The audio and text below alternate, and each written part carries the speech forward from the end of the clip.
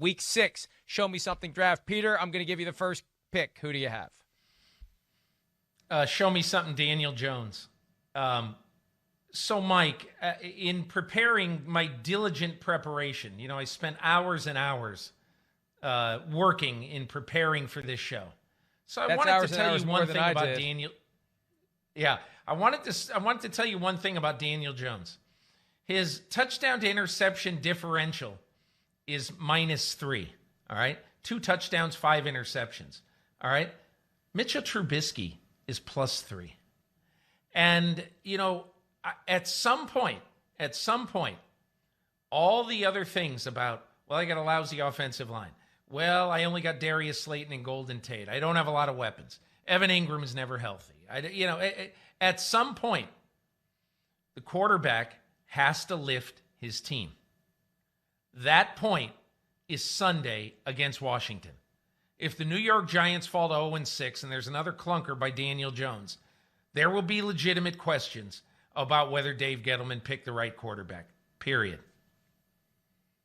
Yeah, I agree with you completely. And look, if they are in position to get Trevor Lawrence, you have to do it.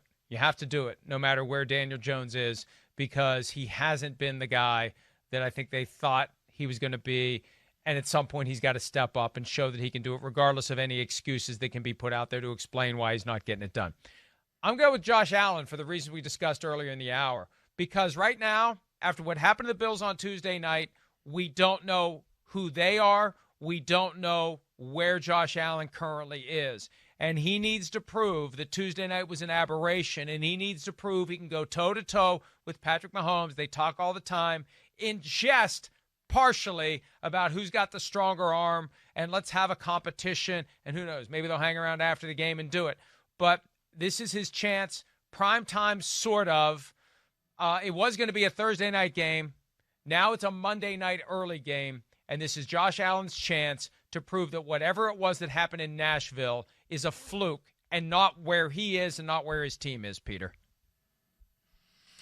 No question about it. And look, as we said earlier, one of the things about Josh Allen is, his first 4 games of this season, he was a different player.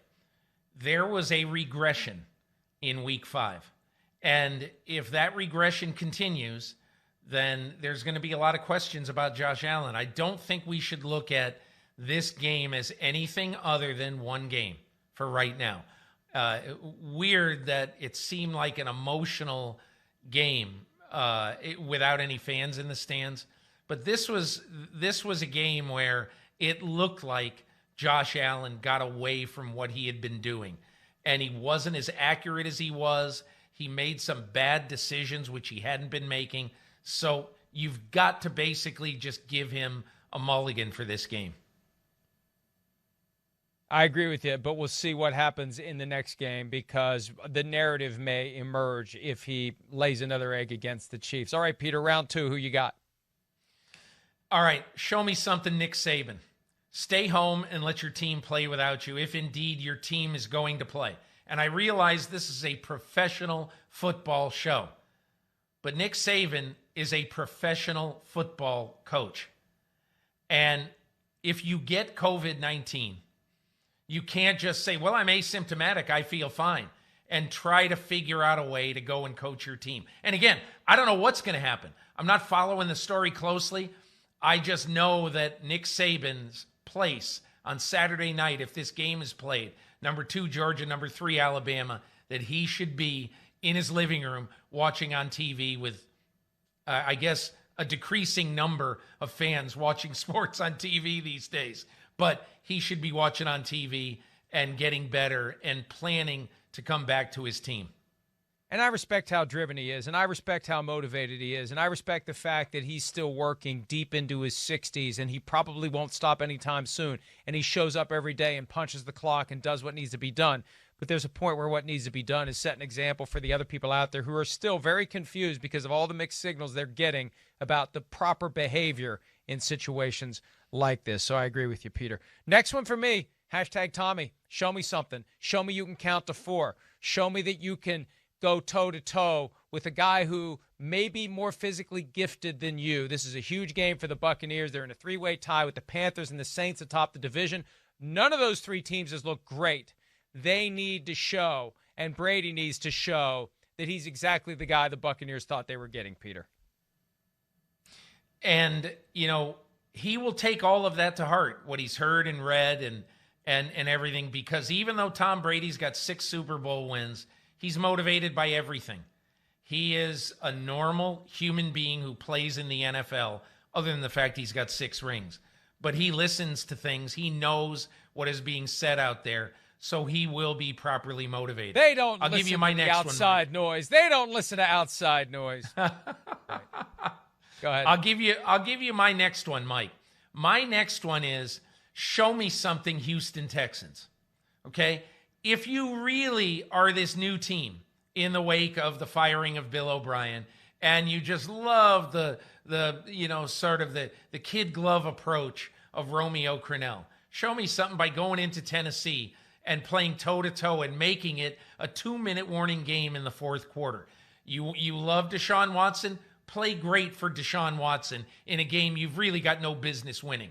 Show me something, Houston Texans. Hey, and that's the thing. You take away the 42-16 win on Tuesday night. The Titans had not been impressive in any of their wins against lesser teams. So there's an opportunity there for the Texans to prove that they do have something more than what we saw when they beat the Jaguars. Last one for me, Alexander Mattison, who had a great game on Sunday night, both before Dalvin Cook was injured and after. But show me something specifically.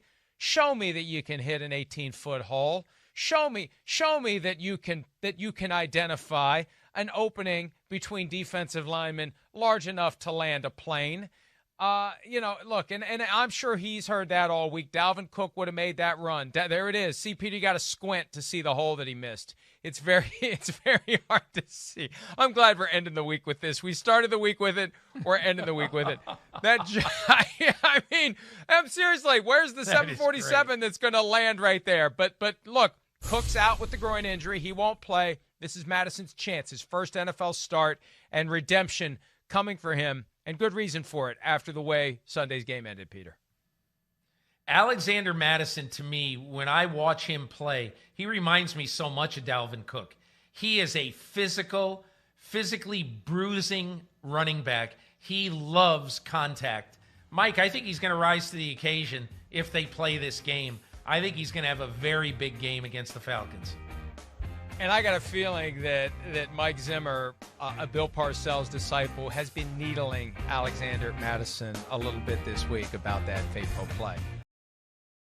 Hi, I'm Mike Tirico, and thanks for watching. Make sure to hit subscribe for the latest news and highlights from NBC Sports.